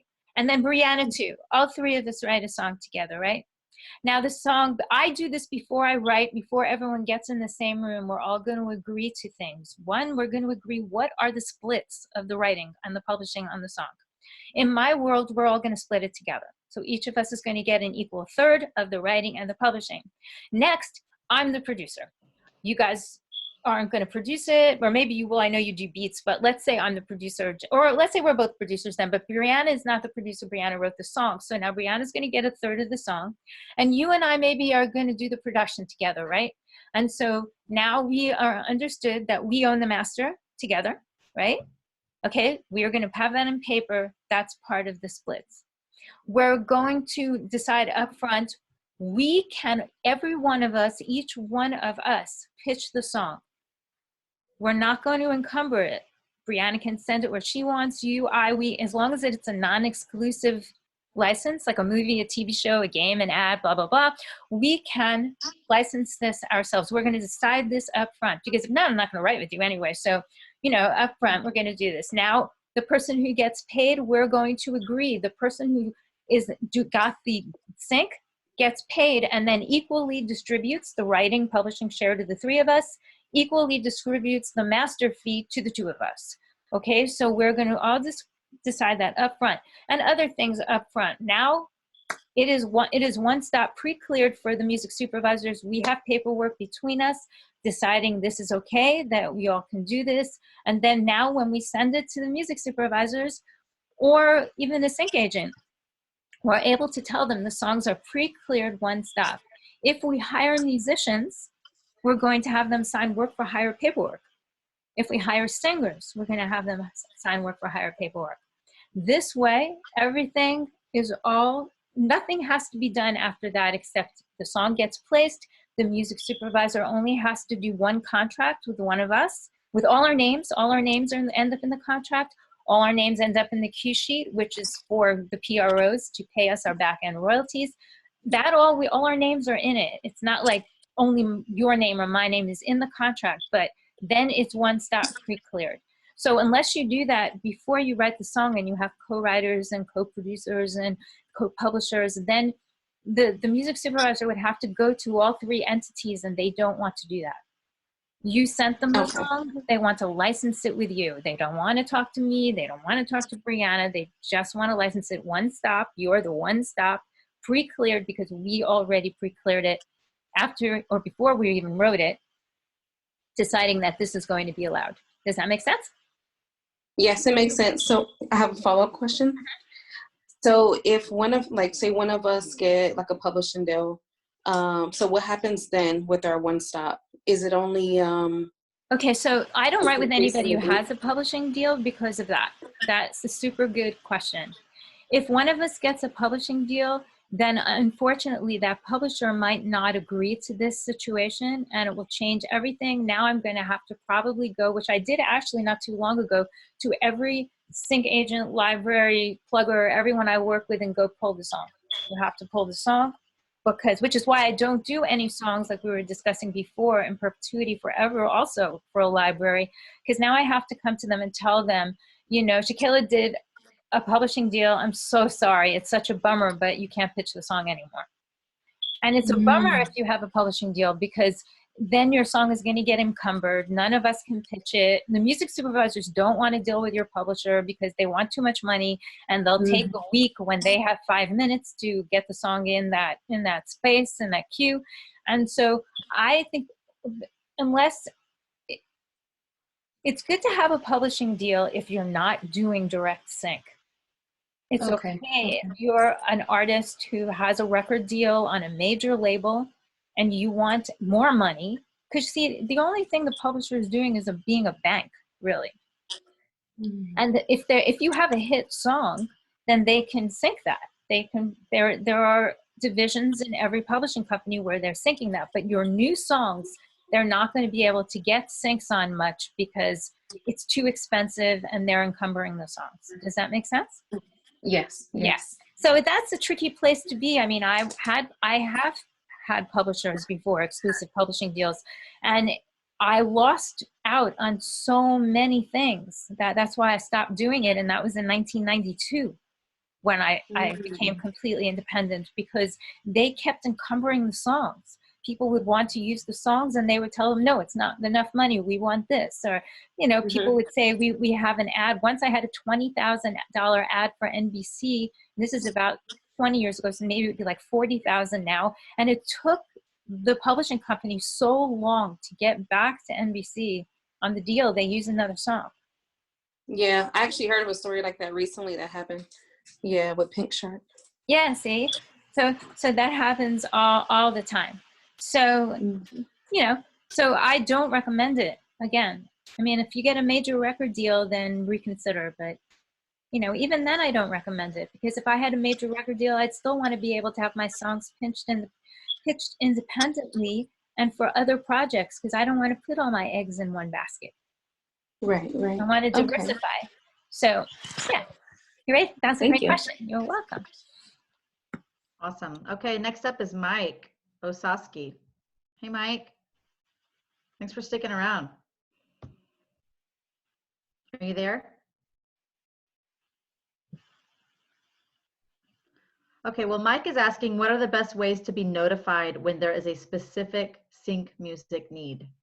Okay, so that's interesting. So, you know, the music supervisors do send out briefs, and I do get briefs, and I do respond to them. Briefs being, I'm working on the next, let's say, Woody Allen movie, and although Woody Allen rarely puts out a brief, but let's just say that I'm working on the next Woody Allen movie. I'm the music supervisor. I need these spots filled for this particular scene, and I'm asking for songs that are happy and fun and up tempo, or I'm asking for songs that are dark, like the artist. Sorry, my brain is stopping. But like some other artists we know that we can research to hear their music, and so there are briefs that come, but also we can pitch the other way, like just hitting them up, going, I watched the show. I watched your last movie. I have songs that are similar. So the best way to be notified is all those things. You know, a lot of times music supervisors come to me, and if you make some relationships with them, or the song pluggers and the sync agents come to me and they say, I got a lead today on this kind of song. Do you have any bolero music? You know, so they come to you and you search them out. But there is not like a daily music blog that gives you these briefs and notifies you about specific sync music. There is nothing that does that, and they sometimes think, oh, we're going to put one together, but even if we did, by the time you got it, it would be too late. So basically you just have to make relationships the way I'm discussing and get them to send you their briefs when they have them, or pitch to them what you think would work. Okay, cool. All right, so we're gonna keep on moving. We're gonna get through this. Okay, so what is your opinion? This is from Andrea Martinez. Are you still on the call, Andrea? She wants to know, what is your opinion? Well, let's backtrack for 1 second. Okay. Lisa, that is not correct. I'm sorry. You do need to get everyone else's permission to use your song if you have co-writers and co-publishers. So don't think that's right, because if you don't have any paperwork, the music, and let's say you don't have any paperwork with me, you pitch the song, and now I go to that music supervisor and I say, hey, I didn't agree that Lisa could pitch my song One Stop. Okay, that music supervisor is never going to talk to you again. Okay, and you have burned a bridge. So please don't, that is not true. You need permission. Okay, and so now, in the world of legality, that is absolutely true, that anybody, any party can pitch a song non-exclusively. That is the law, and place it and divvy up the funds with their co-writers. That is the law, and if that's what you're saying, that is true. However, if you do it without any paperwork up front, I have had co-writers who've gone to the music supervisors. They don't care what the legality of the law is. You don't have any discussion with your co-writers up front, and they will never talk to you again and work with you again. So that's your choice. You know, yeah, no one can sue you for it, but no one's going to work with you again. So I just want to clarify that. Okay. Okay, so anyway, let's go now. Who's next? So I kind of just passed through some of these because they're not really questions. They're just, you know. Okay, I'll read them later though, for sure. Yeah, yeah. Okay, so this was from Andrea Martinez, which I don't know that she's on the call, but she wants to know, what is your opinion about digital pitching platforms, which I think we've already discussed. Yeah, I mean, some of them are good, some of them aren't. I mean, you know, things like CD Baby, they're good. I mean, you know, Spotify is a digital platform, Apple Music. I mean, yeah, there's lots of great ones. Just do them non-exclusively. I would personally not do the exclusive ones. That's all. Okay. Did you already touch base on what tool you use to save all of your music catalogs? Yeah, I use iTunes. Yeah. Okay. And I use my website. But there's so many that are viable. Right. And you've already touched on if you recommend Disco. You use Disco as a service to send. Yeah, but I recommend Disco. It's great. I mean, the one thing that's bad about Disco for someone like me, if any of you end up doing this, is I have 2,800 music supervisors on my list. So let's say I have a new song I'm super excited about, and I'm sending it to them. And sometimes I'll send a song, just send it and go, you know, I just finished this song. I'm so excited about it. I'll tell them it's up-tempo, it's happy, it's empowering. I'm sending it to you to have handy, should you have a need. So I do that, actually, which is a little bit of a cold pitch, but I have had great success doing that. And my hit songs were all pitched that way to A&R, and lots of cuts I've gotten have been pitched that way. And so now when I send it, I use Disco because they like that, because they can stream very easily, don't have to download, they can just look at it. You can even see if there's a view of the page. But the problem for me and with Disco is I have that little bell that shows you a little number like 2, which means 2 people streamed it or downloaded it. But now if there's 2,800 people, I have to scroll down 2,800 people in this list to see who streamed it. And I hate that. As opposed to my favorite send service is Hightail, because every time somebody downloads a song, they send me an email and it tells me that the person downloaded it. Awesome, now I know. But the Hightail doesn't stream. So none of the other services send a return receipt. So far with Disco is still the best way. And if you're only sending 5 pitches or 25 pitches, it's easy. But for me, I find it not so user-friendly having to search for who, you know, streamed it every time. I have to keep looking down the list. So, but other than that, I mean, a lot of people use Disco for storage, and that's really great. And Disco actually has been doing free trainings on using their site. I watched one the other day. It was informative, but so dry that I was like glazing over. But if you're a really tech savvy person, which I'm not, watch some of those webinars and really learn what you can do more with Disco if you want to use it to store your songs, you know, for sure. Or use SoundCloud. SoundCloud is easy. Absolutely. Okay, so just in just due to time, I'm no longer going to be pulling people up. Okay, we'll just kind of go through these. If that's okay with you. Yeah. Okay. So the next one I had question: do you blanket license eliminate royalties paid? Do all blanket licenses eliminate royalties paid to the songwriter? From Trevor. Awesome question. No, they don't. I've done blanket licenses, say, with MTV for the TV show The Hills. What did that blanket license entail? Any of the songs that I sent them could be used on the show for a specific price. They didn't have to come to me every time they were using something. I was allowing them in this blanket license to use the song for this fee every time. And, you know, at the end of the season, they'll send me an accounting and the list of the songs they used. So no. So blanket licenses that don't pay back-end royalties are specific unto that exact issue. Right, so there are different ones. Great. Okay, we're gonna keep moving. Jeff asks, Songtraders' brief process is terrible. Oh, I guess this isn't a question. He's just talking about, my apologies. So Kayla, she may have already asked this. Can you explain splitting masters and selling masters? Are you able to sell your masters multiple times? I don't understand that question. Splitting masters and selling masters. I don't understand the question. Maybe she has to come ask us. Okay, so Kayla, if you're still in the call, do you want to clarify? She may have left. Okay. So, you know, when you record your song from home, you will own like part of your masters. If you send it up to a studio to finish up the like mixing, would they own part of your masters not as if well? you're paying them, no. You're hiring them work for hire. So you get work for hire paperwork that you paid them, and no, they shouldn't own it. You own it. Okay. So when you want to sell, I heard you can sell your masters. Yeah, you can is sell it your like a masters. number of I would never times? do that. Yeah, sometimes you can, if you can sell your masters multiple times. If it's non-exclusive, sure.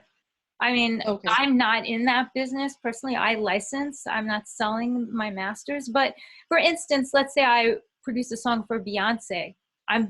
Basically, when the record company pays me my production fee, that's for them to buy the master. So now they're going to own the master exclusively. They paid me for it. And I cannot reuse that master again. That's theirs. But there are platforms where you can make sample packs and you can sell your masters. Yeah. But the problem with that is if you do that and there's 6 songs that have the same master, you're going to get yourself in a lot of trouble. It's really not a good idea. So yeah, it's not a good idea to sell them. It's a better idea to license them non-exclusively to a movie, to a TV show, and not to be selling them to other artists for cash. It's just, it's kind of ugly. So I hope that makes sense. One last question. Yeah, one last question. If I was to go to the studio and record, would that automatically mean they own my masters? Like, do I have to you're paying them. You're paying them. You're buying the service. You're paying them. They so automatically work for hire. No, you have to make sure that with them up front, they're charging you a fee and it's work for hire, and they're going to give you some kind of work for hire document that you paid them and you own the master. The only time, if you're not paying them, then yeah, they can co-own the master with you for sure. But you don't really want to do that. You want to pay for it and own it. It's a much better business model. Okay. And much less messy. Yeah, you're welcome. Or produce it with your co-writer. That's a different story too. Yeah. Okay. And then you both own it. Yeah. Cool. Okay, we got it. Okay, cool. Great. So Andrew had a good question. Can we use major label artists' names in the metadata? The metadata, like, sounds like Bruno Mars. Yes. No problem. Okay. Yes. Okay, cool. Perfect. What name do we register a Q under for our pro? Will that name change when it gets picked up for the placement? No. So a Q at the PRO is just the same as a song title. A Q is a song. So if you're making cues, like short instrumental 15-second cues, that's different. But I mean, if a song becomes a cue when it's used in a movie, in a TV show, it's just another word for it. It becomes a cue. So it's in a specific spot, and they'll say that's cue number 6 in the film or something. So it's just the song. So you just register it as the song, and when it's used, it's the song, unless, as we were discussing before, you have some sync agent, sync agent or library or a song plugger who's taking some kind of percentage, and then they might be putting a prefix or a suffix on the song title when they register it, or you might be changing the title, or they might be changing the title so that they can use it. And then, yes, then it will become a different cue, but that's not, the music supervisor will never do that. A music supervisor will never do that. Okay, great. They're just placing the song by what you called it. Gotcha. And if a music library pitches it, the same thing. The music library pitches it as Deo, they're going to license it as Deo. And yeah, okay, and then they would re-register it. No, they don't. If you work with an agent, like a sync agent or a music library, they usually pre-register the song. So once they accept the song, then they pre-register it at the PRO before and it might never be used, right? Might never be used, but it's already registered there just in case. When the music supervisor uses a song, they don't care about that. They're just gathering the info from whoever sent them the song.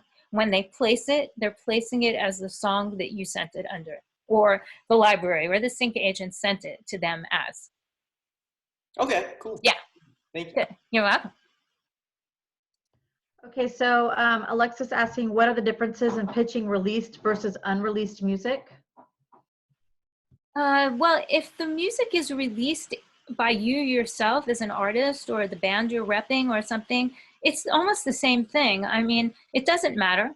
I mean, if you release it to Spotify, that's fun, you know, then you can tell people I had a song on Grey's Anatomy last night and you can buy it on Spotify. So that's basically the only difference.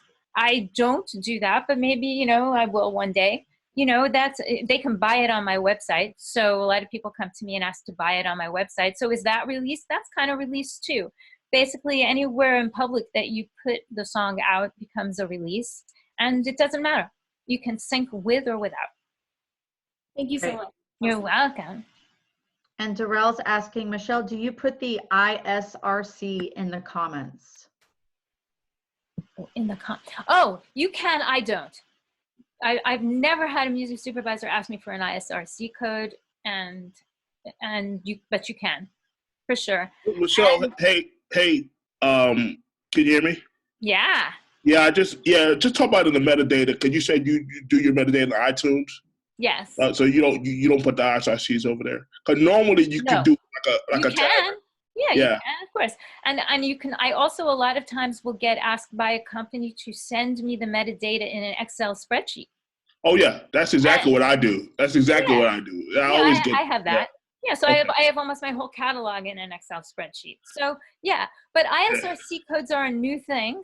And I've never, ever had a music supervisor ask me for an ISRC code. Sound Exchange wants an ISRC code. The PROs don't care. They don't need an ISRC code to pay the performance royalties. Right. So you know, you can, if you want to, and every bit of information that you provide like that, Darrell, right? That's better. Yeah. You know, the more you have, the merrier. I just had one library that made me give them all the BPMs and all the timings. I didn't have that in my metadata sheet. No one asks me for that, but she wanted it, so okay, right? Oh yeah, I had to compile it. Yeah, I always say put the mood, put everything. Just like I said, the more you give them, the better. Yeah, exactly. So it works the same with the ISRCs. And to get ISRC codes, you can subscribe to isrc.com. There's a website. You pay like $99 for 10,000. Yeah, you're good. Yeah. Cool. So it's good. Thanks. Yeah. Thanks, Darrell. Yeah, rocking. Thanks, Darrell. Okay, so many songs, guys. I mean, so many songs, so many questions. I'm glad that this was helpful to many of you. I think we're going to start wrapping. So maybe we'll answer like 2 more questions, Michelle. Okay, and then, you know, you have my email address. If there's a specific question you want to ask it, I can write you back. Go for it. And Absolutely. Don't forget, and I'll go ahead and put all of that information here as well, is for those of you who are interested in learning more about Michelle's course, like I said, it's going to be what you're experiencing today, but even more, because you're going to be working one-on-one with her. So it's going to be an amazing opportunity. So I'm including the link right there, and you can just tap on that to get more information. And of course, if you need more info from her, then email her as well. And we've included that in the chat as well, her email address. And my question to you, Brianna, is will we be able to re-access the chat so we can read all this stuff? The answer is yes. So you and I will have access to the chat. Absolutely. And also for everyone on the call, we're going to do our best to get a replay for this emailed. So you're going to be able to go back and listen and you know, fast forward and all of those, just to get those, you know, if you missed a question and you need more information. Rockin'. Perfect. Okay. So there is one more that Richard was asking. And he said that this was a question for you. I heard you mention hiring musicians as work for hire. Are you still doing that? Yes. Has it changed? Okay. No, never has. It hasn't changed at all in 40 years. That's still the same. Yeah, I hired a keyboard player virtually yesterday. Yeah. Perfect. And maybe one more.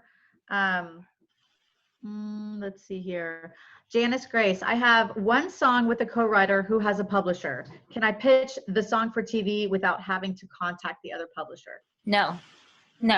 Again, it goes down to, can you legally? Yes. But if you do it, you are going to get really blacklisted.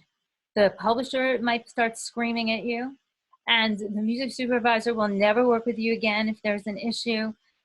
And so no, don't do it. Just don't do it. It's a really bad situation, especially if it's a major publisher. I mean, if it's another publisher, like you write with me, I am another publisher, you're a publisher, we're both publishers, we're the writers, we're the publishers, that's a different story. Now we make the paperwork up front and we agree we can pitch the song. But if it's Sony and Warner Chappell and Cobalt and all of these Universal, these major publishers, no, don't do it.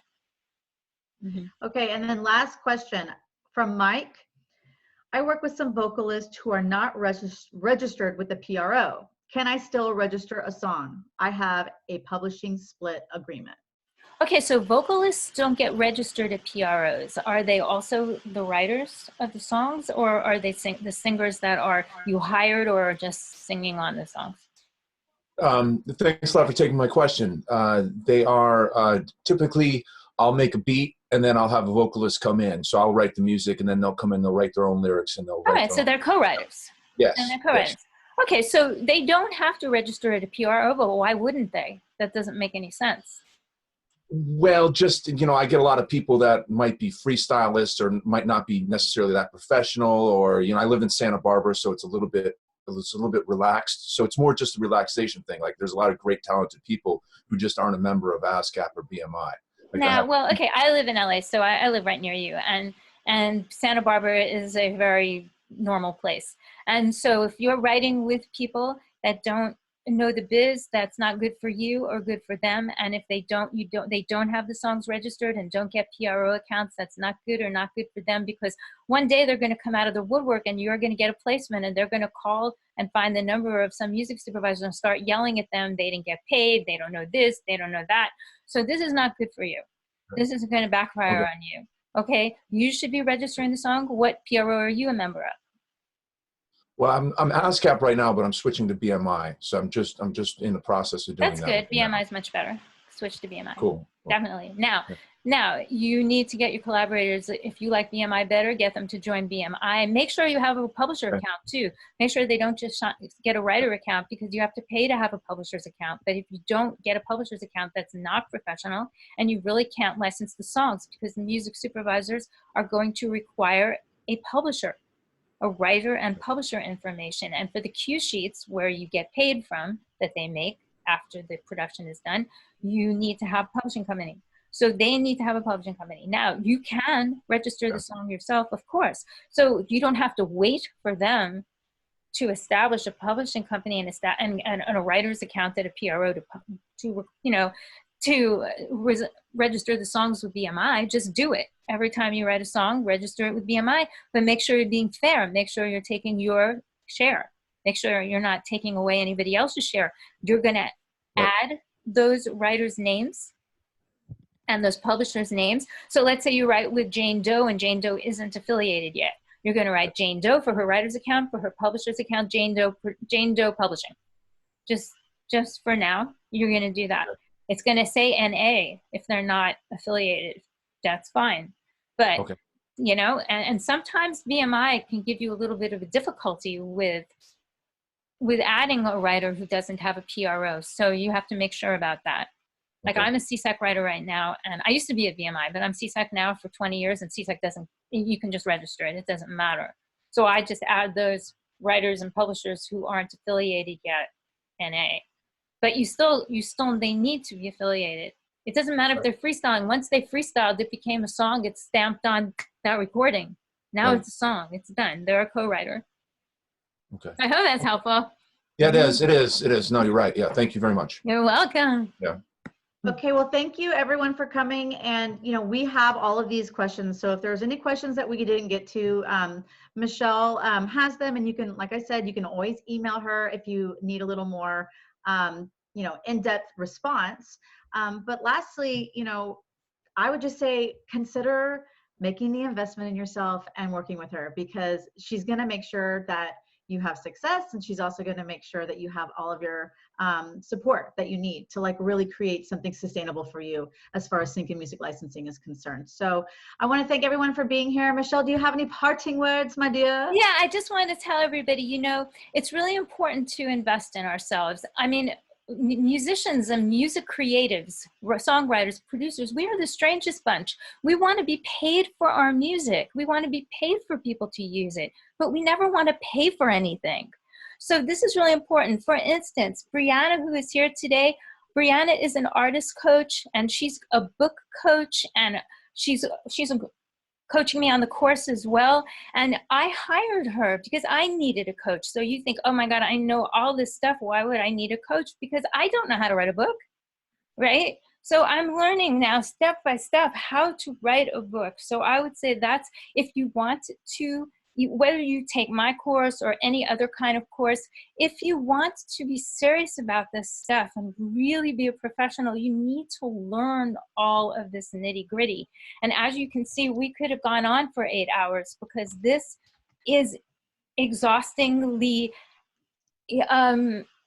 difficult. It's not difficult to learn once you learn it, but there's so many aspects of music publishing and songwriting and producing and creating and pitching and licensing that I just hope you consider in some way to continue to get all the correct information so that you pitch correctly, so that you don't burn bridges, because people burn a lot of bridges by pitching in a poor way.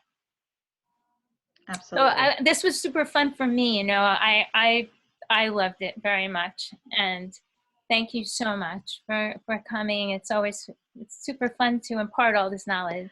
I see lots of clapping, thumbs up. Thank you. Thank you. This was like 2 hours of like massive values. So Michèle, thank you so much for just your heart for sharing, you know, what you know and bringing all this to the table today. You're amazing, and we love you for it.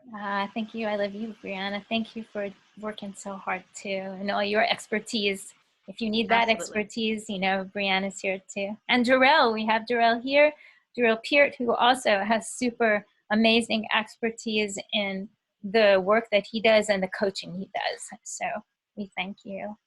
Yeah. Awesome. Okay, guys, you have a wonderful day, and be on the lookout for the replay that will come out. And if you have any questions, make sure that you email Michèle and check out the course. Yay. Thanks. Bye, guys. Bye-bye.